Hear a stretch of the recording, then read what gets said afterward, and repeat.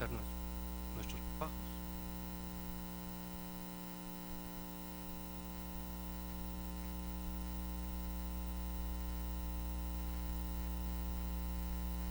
Eh, y les decía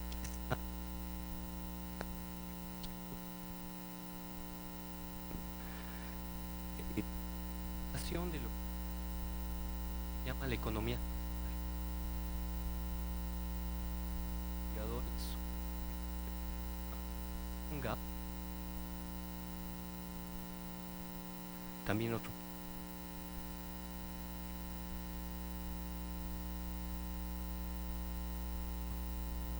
es decir, de la cuna a la cuna. Esto ha generado en el mundo, a partir de este libro que se publicó en el año 2002, una serie de trabajos que buscan modificar la forma de pensar la producción industrial. Ya ha tenido frutos eso en el mundo y en este momento quiero hacer una pequeña variación de las propuestas presentadas en este libro tan importante, añadiéndole un elemento que viene trabajando la autora Janine Benyus desde hace también algunos años, que es la biomímesis. Entonces, quiero comenzar primero recordando cómo es la economía de nuestros tiempos, cuando precisamente comienza esta crisis ambiental de manera clara. Porque les debo decir que a principios del siglo pasado, esta situación crítica de posible destrucción del medio ambiente, de la tierra y por tanto de la civilización humana, que nos decía muy bien varios de los presentadores hace un momento, no existía. A principios del siglo pasado este problema no existía. Cuando termina la Segunda Guerra Mundial, el mundo, ustedes saben, se divide en dos modelos económicos. Uno, el que estaba tras la cortina de hierro, el modelo socialista, y el otro, el modelo occidental. En el modelo socialista había ecoeficiencia, pero poca innovación. Los productos duraban mucho. Y aquí les debo comentar algo. El doctor Ricardo Guerra, el que funda precisamente el centro de investigación en el cual trabajo, alguna vez nos contó una cosa que le llamó mucho la atención. Él fue embajador de México en la República Democrática Alemana. Y antes había estudiado, él fue alumno de Jean Hippolyte, de un gran filósofo francés, y también fue alumno de Martin Heidegger en Freiburg, en Alemania. Entonces él conocía bastante bien lo que era la economía occidental. Regresa, es director de la Facultad de Filosofía, y después le piden que fuese embajador y él elige ir a la República Democrática Alemana. Y una cosa que le llamaba mucho la atención era el anhelo que él fue embajador entre 1970 fue en los 70s, 77 al 80, una cosa así, le tocó ser embajador. Y entonces, una cosa que le llamaba mucho la atención al doctor Guerra era que los alemanes de la República Democrática Alemana tuvieran tanto anhelo por las cosas de la República Federal Alemana, les gustara tanto ir, hubiera una especie como de contrabando y toda esa serie de cosas. Cuando en Occidente ciertamente había una línea de producción, libre mercado, etcétera, innovación, diseño extraordinario, pero había obsolescencia programada y sobre todo una economía lineal que estaba llenando de basura y agotando los recursos de la naturaleza. El doctor Guerra nunca nos habló de esto, nos habló de otra cosa que era, ella me llamaba la atención una cosa que es la Nerva Glühbirne. La Nerva Glühbirne es una bombilla, es un foco, pero es más o menos el mismo modelo. La Nerva Glühbirne duraba, y ahorita aquí ya no me crean tanto, pero eso nos lo contó el doctor Guerra hace como 15 años, duraba, ¿qué quieren? 20.000 horas. Cuando las bombillas que se vendían en esa época en Occidente duraban 1.500 horas. El precio era el mismo, costaban igual. todo dependía, nos contaba, de la pureza del tungsteno, de la pureza del filamento que tenía. Pero de todas, o sea, decía el doctor Guerra, ¿por qué los alemanes del este les encanta ir a Alemania Occidental si los productos de allá son menos buenos, duran menos? Ajá. Ciertamente se ven más nuevitos, tienen mejor diseño, pero duran mucho menos. Un electrodoméstico, nos contaba, un electrodoméstico, la normatividad de la República Democrática Alemana exigía que durara 25 años como garantía. Y del otro lado, por favor, las garantías eran 2, 3 años. Pero bueno, digamos, lo cuento como fenómeno, como algo que le llamaba la atención al doctor Guerra. En este slide que pueden ver aquí, casi la misma motocicleta costaba 139 euros en la DDR y 1.365, o sea, y además gastaba menos combustible, es decir, era una economía diferente. Pero cayó el muro de Berlín y venció Occidente. Ajá. Venció Occidente y se establece una economía que actualmente se llama economía lineal, porque va de los recursos de la tierra que son expoliados, que se producen los productos. Les debo decir que entre los recursos de la tierra y el producto que se va a expender, tenemos como la pérdida de casi el 80% de los elementos para producir el producto. ¿A qué me refiero? Para producir este micrófono se requieren, digamos, del 100% de cosas que se requieren para producir este micrófono, el 80% no está en el micrófono. Se requiere agua, se requiere energía, se requiere un chorro de cosas para producir el micrófono. Y ese 80% ya no está aquí. Y de todos los productos que hacemos, micrófonos, telas, computadoras, focos, etcétera, se tira más del 90%.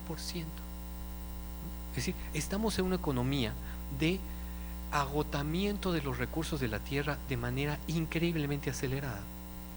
Entonces, poco a poco comienzan a aparecer una serie de textos en la historia de Occidente, y aquí estoy citando nada más Occidente, no conozco la tradición oriental, que comienzan a tratar de alertar a la humanidad respecto a lo que viene ocurriendo. Tenemos el Rachel Carson, ¿no es cierto?, La primavera silenciosa. Paul Ehrlich, que comienza a alertar. Bueno, la primavera silenciosa, ustedes saben, es sobre el uso de los pesticidas y el daño y la muerte de no solamente de los insectos, sino también de las aves que se los comen. O sea, por eso es silenciosa la primavera. Todo el fenómeno del incremento poblacional en el texto de Paul Ehrlich, que además retomaba lo que había antes presentado Thomas Malthus 2 siglos antes. Meadows, Denis Donatella Meadows, Los límites del crecimiento, acerca de cómo el crecimiento de la economía iba a llevar a un momento en el cual no se iba a poder, ya no iba a haber recursos de la tierra. La economía lineal está basada en la expoliación de los recursos naturales y simplemente no es sustentable, no es posible. Que se publica después, ya curiosamente en francés, en el año 2012, la 4ª versión de este texto, así como Los límites al crecimiento en un mundo finito. Después el texto de 73 de Schumacher, Lo pequeño es hermoso, que fue también otro gran texto que nos comienza a alertar acerca de la producción industrial y el modelo económico mismo.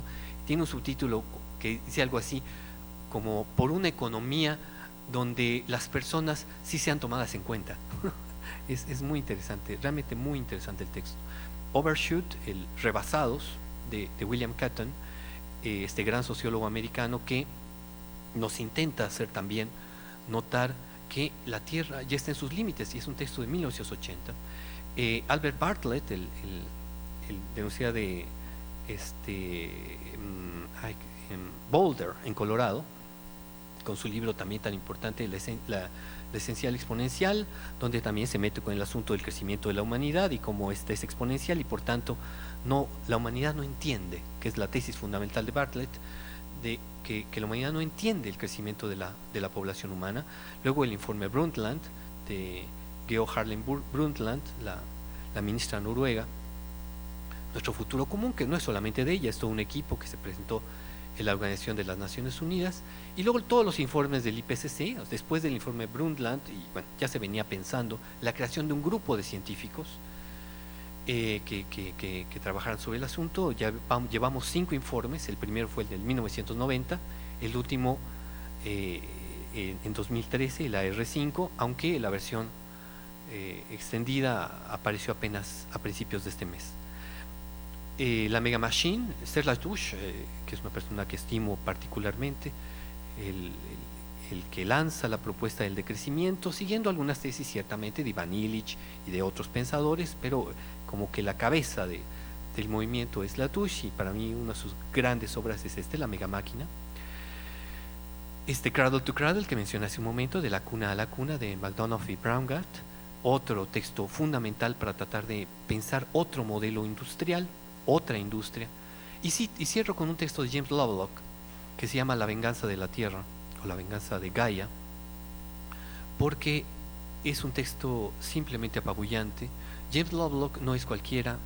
Los científicos que se encuentran en esta sala saben de la calidad del trabajo de James Lovelock, ni más ni menos que el creador de la hipótesis Gaia, esa idea que nos hizo comenzar a pensar a la Tierra como un sistema. Y aquí quiero citar una entrevista que le hice a Serge Latouche hace precisamente 2 meses, 3 meses, donde él nos dice lo siguiente, dice, como prospectiva, dice, todos los fundamentos de la catástrofe ya están ahí: desarreglo climático, desaparición de las especies, agotamiento de las fuentes de energías fósiles. Vivimos lo que los especialistas llaman la sexta extinción de las especies. La quinta ocurrió en el Cretáceo. De todas maneras, en relación a la precedente, la nuestra presenta 3 diferencias. En primer lugar, las especies vegetales y animales desaparecen a una velocidad de 50 a 200 por día, es decir, a un ritmo de 1000 a 30.000 veces superior al de las hecatombes de tiempos pasados, de tiempos geológicos pasados.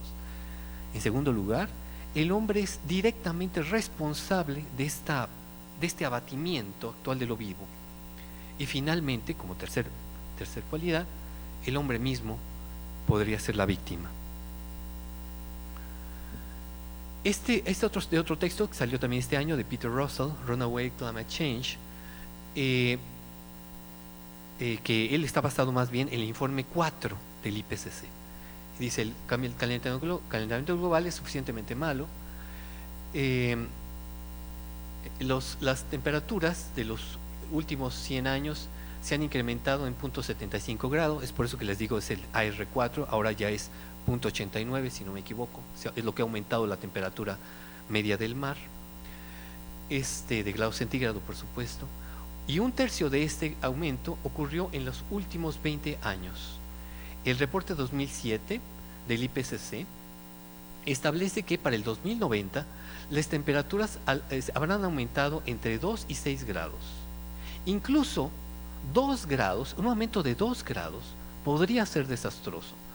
Tormentas más intensas, más amplios periodos de sequía, caídas de la producción de granos en muchos países, destrucción total de los arrecifes de coral, el derretimiento del hielo polar, la inundación de áreas urbanas, el colapso de la Amazonia, del bosque de selva húmeda de la Amazonia, y la extinción del 20 o 30% de las especies del planeta. Esto solamente con 2 grados de temperatura de aumento. Pero si son 6 grados, o sea, si seguimos el modelo business as usual, es para fin de este siglo, se alcanzan 6 grados. Eso es lo importante. Es el 2 grados, es si nos portamos lo más inteligentemente posible. Pero con 6 grados, si la temperatura alcanzara los 6 grados, la prognosis es extremadamente terrible. En esta temperatura, el planeta entero estaría libre de hielo.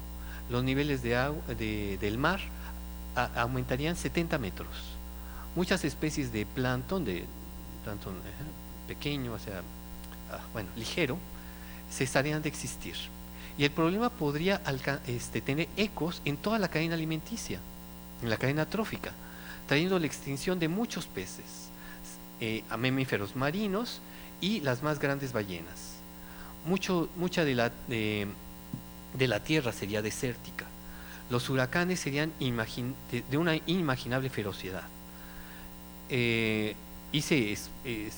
traían expandirían una enorme devastación ecológica. También la capa de ozono sería destruida, y lo cual produciría que los rayos ultravioleta harían la vida imposible en la Tierra. La evolución podría descender 1 billón de años. Y eso podría ser, y eso sería una catástrofe planetaria. Bueno, vivimos actualmente una cosa que Ulrich Beck denomina la sociedad del riesgo.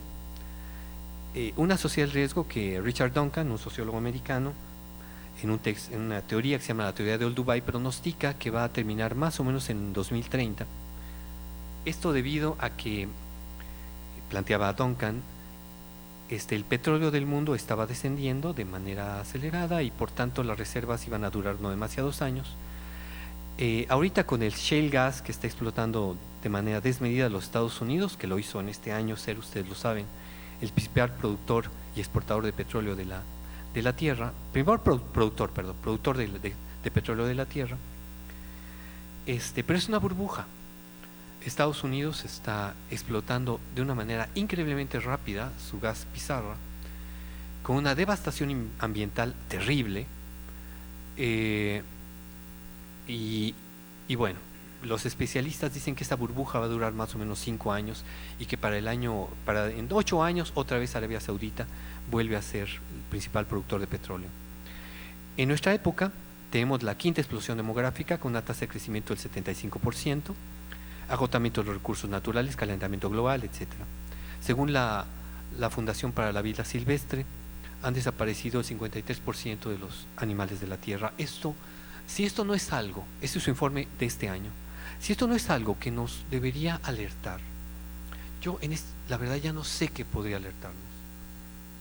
Vivimos en una sociedad con estupidización generalizada, lo que se llama el entretenimiento. Somos, ya lo dijeron los que intervinieron antes que yo, 7.000 millones en la Tierra actualmente, a partir del año 2011, 2024 vamos a ser 8.000 y 2045 9.000 millones.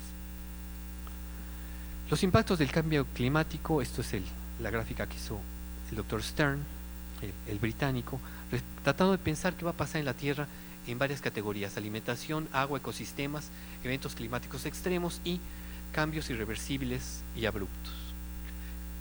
Pueden darse cuenta, la única cosa que llama la atención es, fíjense, en el ámbito de alimentación, es como primero aumenta la producción. Entre el aumento hasta los 2 grados, 3 grados, aumenta la producción. ¿Por qué? Porque están derritiendo los glaciares. Al derretirse los glaciares hay más agua disponible y por tanto aumenta la producción. Pero eso se termina porque los glaciares se derriten completamente cuando alcanzamos los 3 grados de temperatura extra. Ahí poblaciones que viven actualmente de ese derretimiento de los glaciares, estoy hablando de China, India, muchísimas naciones, incluso Estados Unidos. Ustedes saben, la presa Hoover, la que se llena con el derretimiento de las rocallosas, pues ya no va a haber derretimiento de las rocallosas. Y después ya comienza a caer la producción. Fíjense que todas las flechas terminan a los 6 grados. Por eso es un escenario de extinción masiva, no solamente de la civilización humana, sino buena parte de las especies de la Tierra. Y aquí soy cuidadoso, la Tierra no se va a acabar, no. Lo que va a acabar es la civilización humana, y fenómenos de este tipo ya han pasado. Si quieren conocer un ejemplo que lo tenemos aquí cerquitita, vayan a Yucatán y pregunten: quiero conocer a los mayas. Y les van a decir: ok, te voy a llevar, y los llevan a la selva lacandona. Entonces ustedes se van a encontrar con unos señores que tienen arcos y flechas que les van a vender y que viven en una de las regiones más hermosas de la tierra, depredándola de manera terrible. Pero alguna vez me acuerdo que leí que eran los indígenas más ricos de la tierra, porque tienen no sé cuántos miles de hectáreas para ellos, para un grupo humano bastante pequeño. Pero usted le pregunta a esos lacandones que les lea lo que dice la estela maya que está en Bonampak, o que construya un arco maya. Son simplemente incapaces de hacerlo, porque lo que ocurrió en esa región del mundo fue una catástrofe civilizatoria. Sí, los que están vivos ahorita tienen los rasgos mayenses, tienen esta nariz curva prominente de los mayas, etcétera. Pero la civilización maya, esa desapareció. Y lo que está en riesgo es que pase esto también con la nuestra. Y bueno, también obviamente los glaciares desaparecen, comienza a faltar el agua en el Mediterráneo, en el sur de África, luego aumentan el nivel del mar y se come las ciudades, Shanghái, Nueva York, etcétera. Ecosistemas, los que primero se acaban son los arrecifes de coral, y después otras especies caen en fase de extinción. Sobre eventos climáticos, obviamente huracanes, tormentas, incendios forestales, sequías, inundaciones, ondas de calor. La onda de calor de París, por ejemplo, esa que mató 6.000 personas en 2 días, en el año 2003. Y bueno, respecto a eventos abruptos y que no sabemos qué va a pasar, tenemos que mencionar, obviamente, el Ártico. El Ártico decrece en cantidad cada año más, y sabemos que en el curso de la próxima década se va a derretir completamente. ¿Qué efectos va a tener eso? Se lo juro, no lo sabemos bien. James Lovelock, en la hipótesis Gaia, decía que el Ártico es como el corazón de la Tierra, porque es el que produce la corriente termoalina, esa que va del Ecuador y calienta las partes más septentrionales de la Tierra, sea al norte, sea al sur, sea las partes frías. Eso es un riesgo, que cuando se derrita totalmente el Ártico haya un colapso, como un colapso cardíaco de la Tierra respecto a la corriente termoalina. Y lo interesante de todo esto es que todo deviene por parte de la revolución industrial. McDonough y Braungart, en su libro Cradle to Cradle, plantea una hipótesis que me encanta. Dice: imaginen que estamos a mediados del siglo XVIII y nos piden que diseñemos la revolución industrial. Si estamos mediados del siglo XVIII, nos dicen, por favor, comienza a pensar la revolución industrial. Y dicen McDonough y Braungart, nos dirían algo así: por favor, creen un sistema que ponga anualmente toneladas de materiales tóxicos en el aire, el agua y el suelo, produzca enormes cantidades de residuos, tire materiales valiosos de forma que nunca puedan ser recuperados, produzca materiales tan peligrosos que necesiten miles de complejas regulaciones, no para la seguridad de la gente y los ecosistemas, sino para evitar que se envenenen demasiado pronto. Un sistema que cree prosperidad extrayendo recursos naturales para luego enterrarlos o quemarlos, y finalmente reduzca la diversidad de las especies y de las prácticas culturales.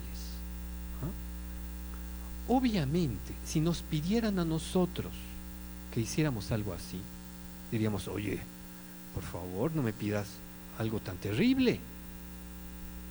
Pero eso es lo que ha hecho la humanidad desde que comenzó la revolución industrial, que nos la plantea en los libros de texto como esta cosa maravillosa, que sí, nos dio muchos bienes de consumo, sí, nos ha hecho una vida muy cómoda, pero a costa de la tierra, y la tierra es finita, tiene límites. Y aquí cito una frase un poco anterior, en un texto de Martin Heidegger, se llama Das Gestell, un concepto que es un poquito difícil de traducir. Algunos le ponen la instalación o el dispositivo o la armadura. A mí me gusta traducir como el sistema. Das Gestell es como el sistema. Y lo interesante, porque es un texto que fue publicado en 1967, en plena Revolución Verde. Y en este texto Heidegger dice: la Revolución Verde es algo tan terrible, es decir, la agricultura a imitación de la industria es algo tan terrible como las fábricas de cadáveres de las cámaras de gas de los nazis. Lo mismo que el bloqueo y la hambruna de naciones enteras, lo mismo que la fabricación de bombas atómicas. está hablando de la agricultura industrializada. ¿Por qué? Bueno, vayan a Villa Guerrero. En Villa Guerrero, el 12% de los nacidos vivos tiene malformaciones genéticas. ¿Por qué? Porque, como ustedes saben, Villa Guerrero está lleno de invernaderos donde se cultiva flor. Y para hacer una flor perfecta se requieren cantidades enormes de pesticidas. Cuando los campesinos absorben los pesticidas, se daña su cuerpo.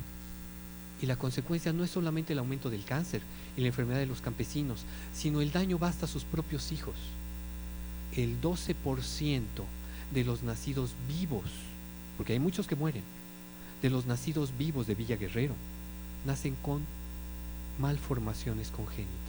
Anoftalmia, hidrocefalia, espina bífida, es simplemente tristísimo. Y todo es porque, como dice Heidegger, hemos olvidado que somos con el otro y en el mundo, que el mundo forma parte de nosotros, que el otro también forma parte de nosotros.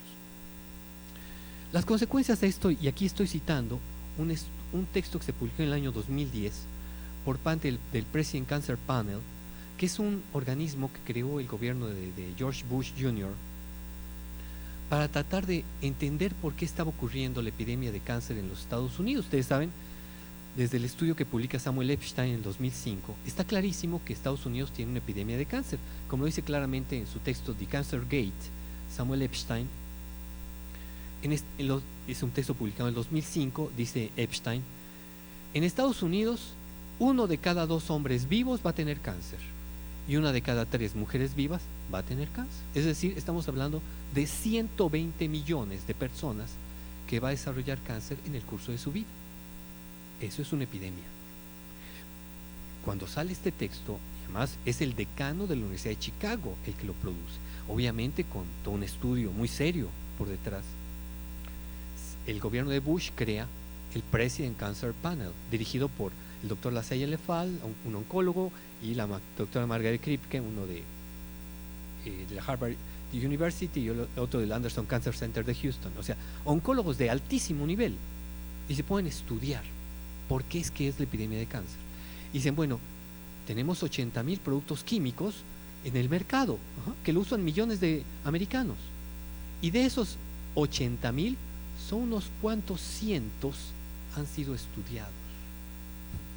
Y muchos de ellos sospechamos que son cancerígenos y están completamente desregulados. De 80,000 sustancias químicas, apenas han estudiado unos cientos, y muchos de ellos, o sea, estamos expuestos. Por eso Ulrich Beck hablaba de la sociedad del riesgo.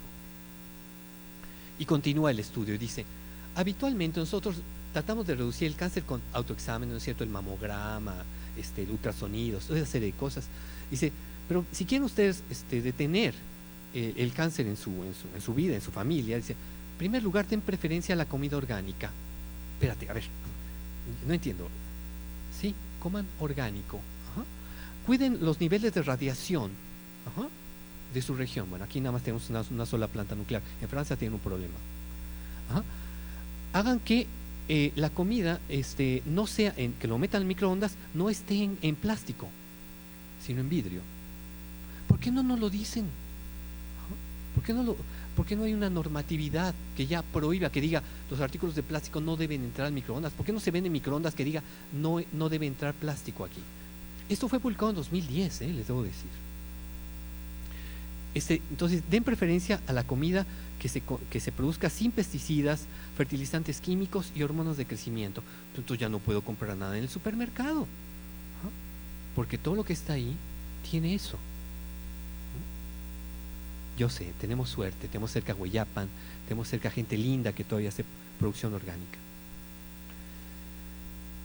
Bueno, ¿qué es lo que viene? Dice Richard Duncan, 2030, más o menos. Va a acabar el industrialismo porque él hace una gráfica muy clara, hace una curva de Gauss, dice, ¿cuándo comenzó la revolución industrial? Cuando el ser humano utilizaba 3.5 barriles de petróleo per cápita. Cuando alcanza su cenit, 1960, californiano promedio utiliza 60 barriles, de 3.5 a 60. ¿En qué momento vamos a estar otra vez 3.5? Fin de la curva de Gauss, 2030, 2035. Es el fin del industrialismo porque falta el petróleo barato, por tanto se encarecen todos los procesos y productos industriales, porque casi todo se hace con petróleo. Fallan de manera generalizada los servicios públicos, agua, energía, pensiones, por supuesto. Y se genera malestar social, guerras, hambruna, vuelta a la supervivencia. Y dice Duncan, después de 1000 generaciones vamos a volver al modo de producción de caza-recolección, como los lacandones. Tenemos otra posibilidad. El primer escenario es el mismo, porque no se puede evitar, la crisis va a ocurrir. Pero si somos suficientemente inteligentes y podemos cuidar y recolectar agua y lluvia, generar nuestros propios alimentos, generar energía con renovables, podemos volver a un esquema de convivialidad. Y no volver a la caza-recolección, sino al modelo previo a la era del petróleo barato. Ok. Esta crisis ya comenzó. Duncan habla de una serie de elementos que nos permiten notar ello. En primer lugar, el primer indicador es económico. El capital se va a juntar en cada vez menos manos. A esto lo estamos viendo ya en las corporaciones, donde su interés ya no es el bienestar humano, sino el incremento del capital.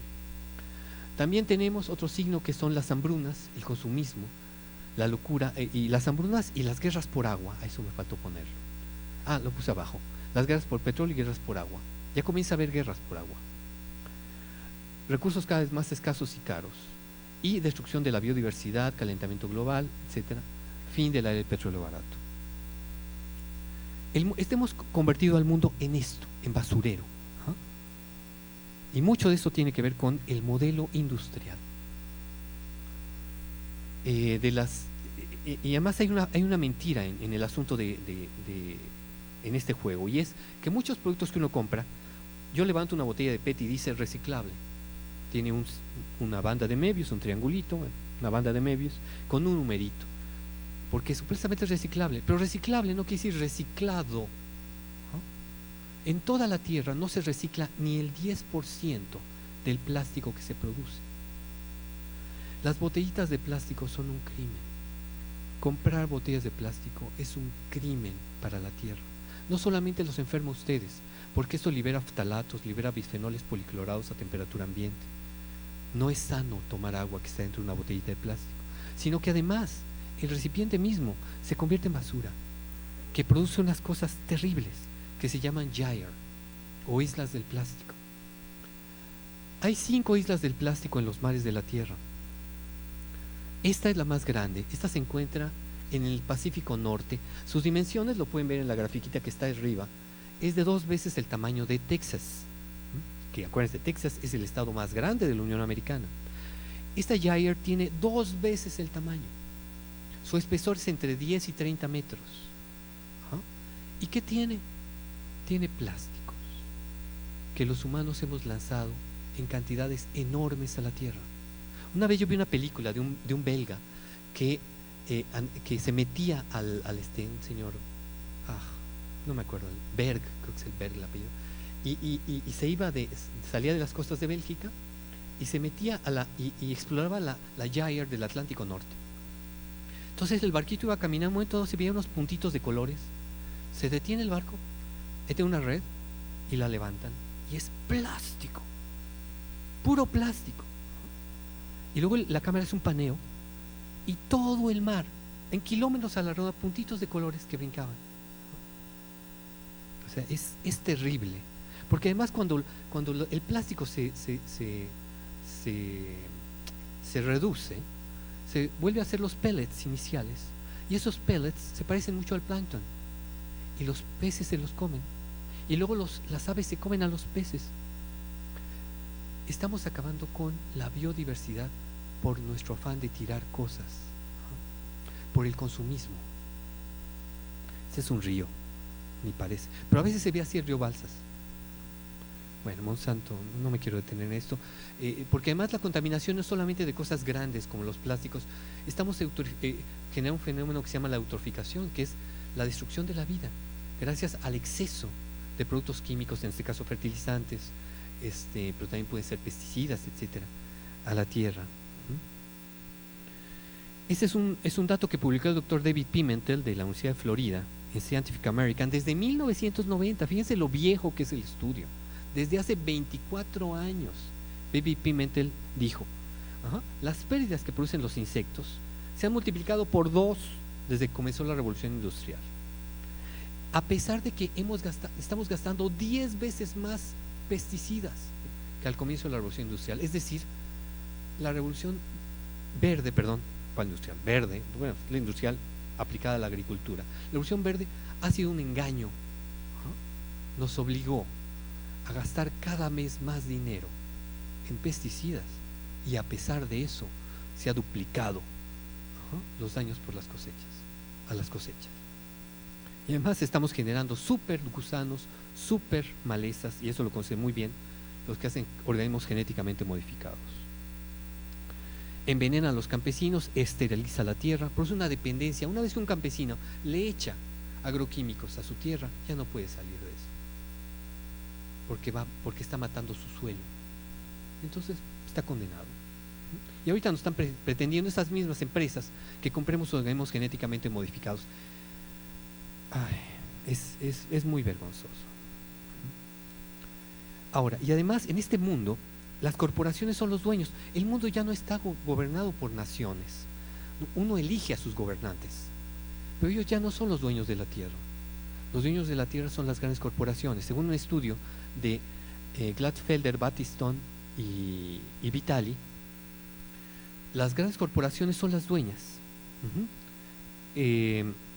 147 son dueñas del 40% del PIB mundial, del Producto Interno Bruto del mundo. Lo tienen 147 corporaciones y 700 corporaciones tienen el 80%. Un ejemplo, Pfizer, la farmacéutica, es 45 veces más grande que el gobierno de España. Una empresa en términos económicos. Y además, lo más terrible de esto es que las corporaciones, su interés no es el bien de la humanidad,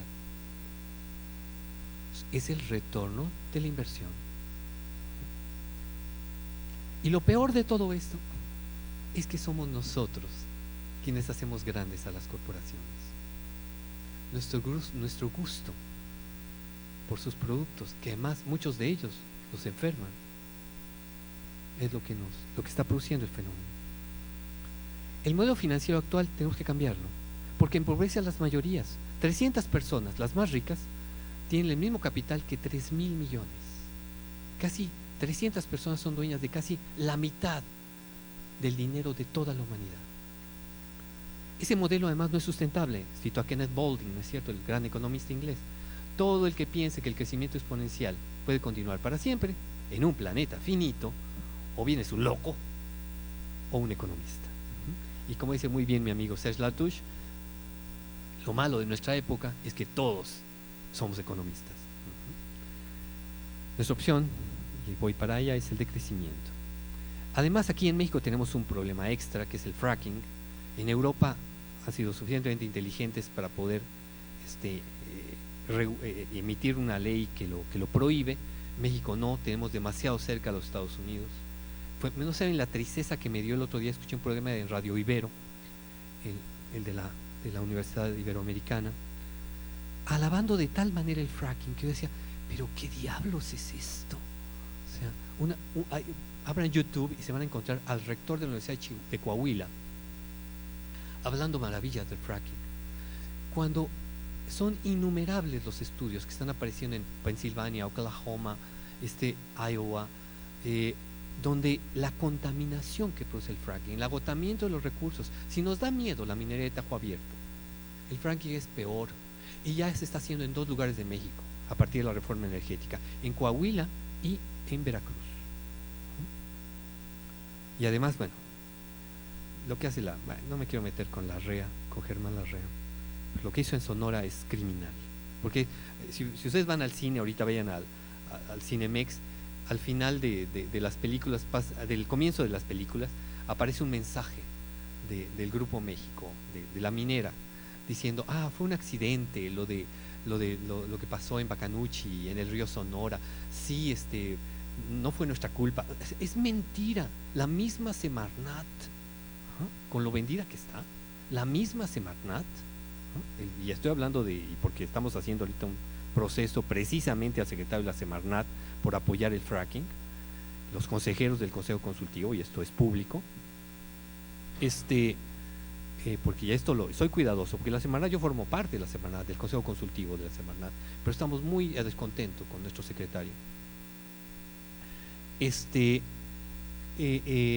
El fracking es una cuestión simplemente terrible en destrucción de ecosistemas, aparece como la manera de lograr la producción petrolera, pero es terrible para el medio ambiente. ¿Hacia qué vamos? ¿Cuál es la propuesta de McDonough y Braungart? Es hacer industrias que produzcan esto, edificios que sean como los árboles, que purifiquen, que den más energía, fíjense, que den más energía que la que consumen. Esto lo sabe hacer la naturaleza. Hagamos como ella. Por eso es la propuesta de economía biomimética. Imitemos a la naturaleza.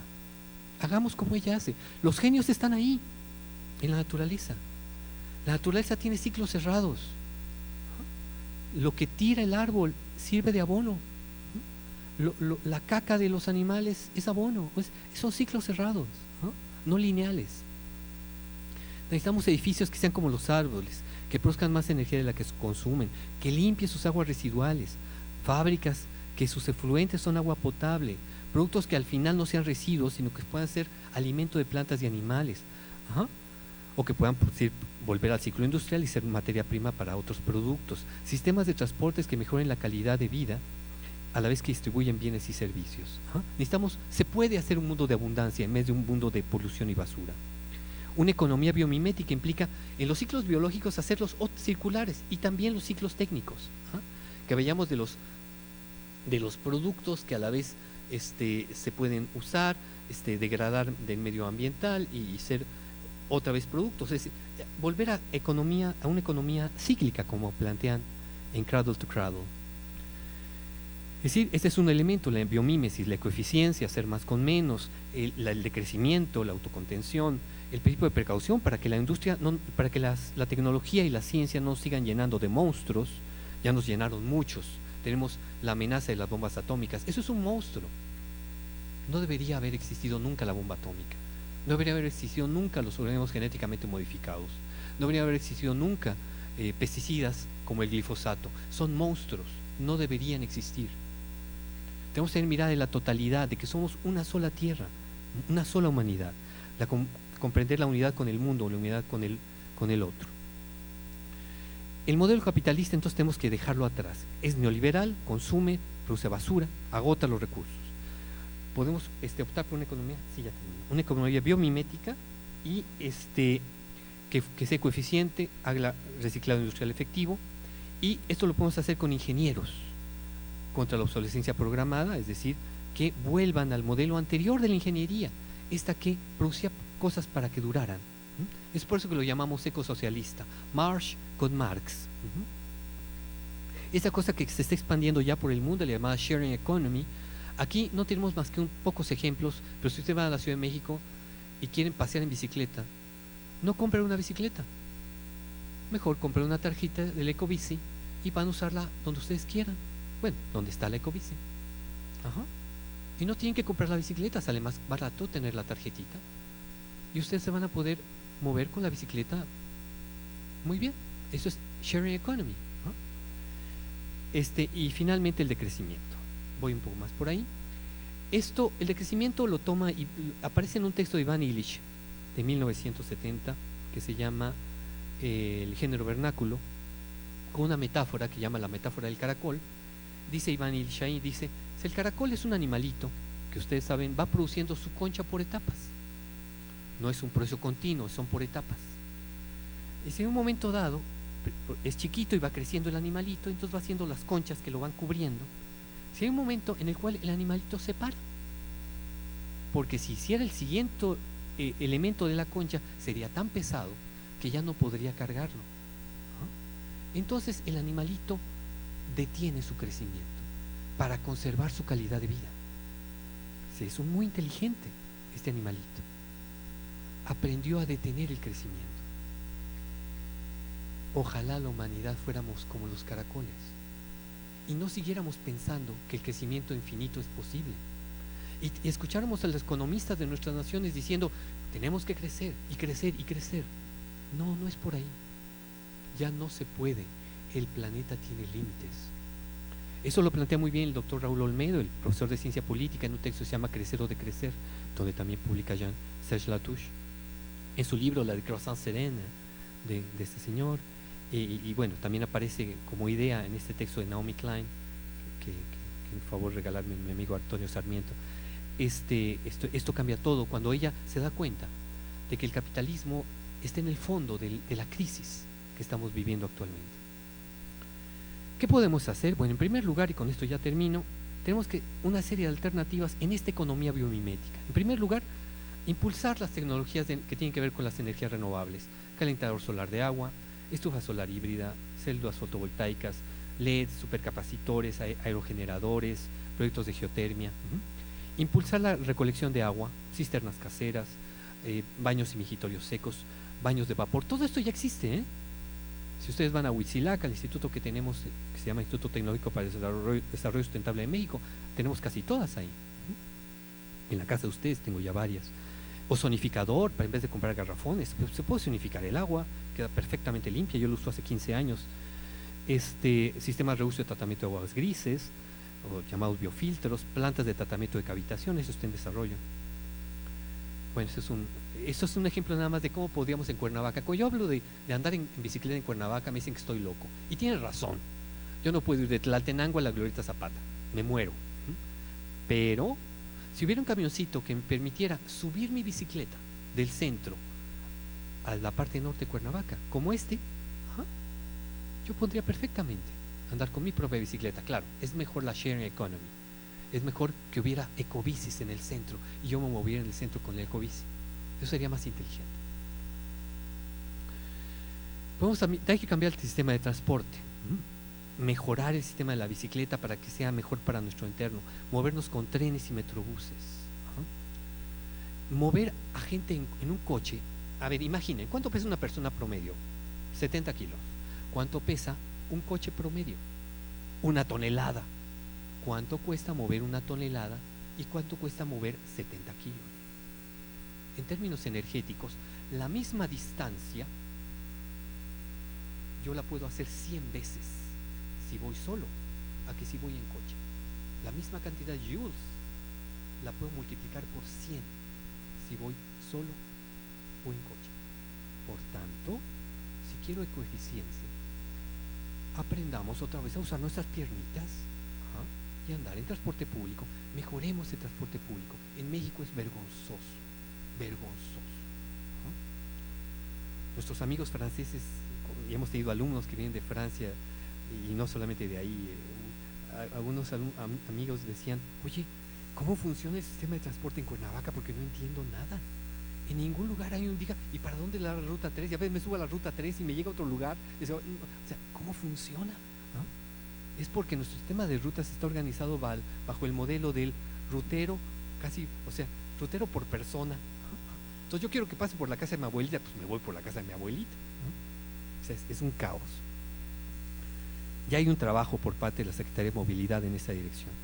Pero bueno, pero hay una oposición muy fuerte, ¿se acuerdan? Están impidiendo el morebús. O sea, estas son cosas que uno no entiende. Pero bueno, sí entiende, son mafias. Hay que cambiar el sistema de reproducción de alimentos, hay que generar tecnología, mejorar la tecnología de viveros, eficientar el agua, el control automatizado. Nuestro reto va a ser la producción de granos. Hay que fomentar la paternidad responsable, la sociedad educada, la ciencia responsable, la empresa comprometida social ecológicamente, la tecnología de la cuna a la cuna, las ecoaldeas, bueno, todo esto, la justicia socioambiental.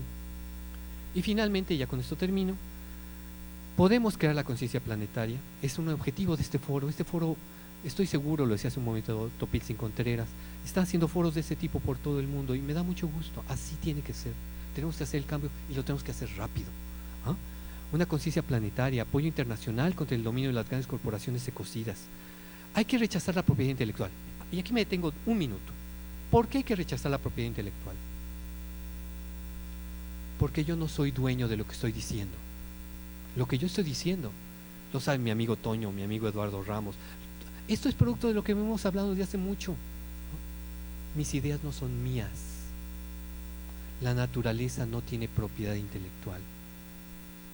La propiedad intelectual es un engaño que a los únicos que favorece es a las grandes corporaciones. Si no hubiera propiedad intelectual, si no se hubiera podido patentar la vida, no tendríamos organismos genéticamente modificados. Si no hubiera propiedad intelectual, no estaría la proliferación de sustancias dañinas en la Tierra. Yo prefiero renunciar a mi propiedad intelectual, que además es falsa, para que nadie la tenga, porque eso está acabando con la Tierra y produciendo un sistema económico que es ecocida.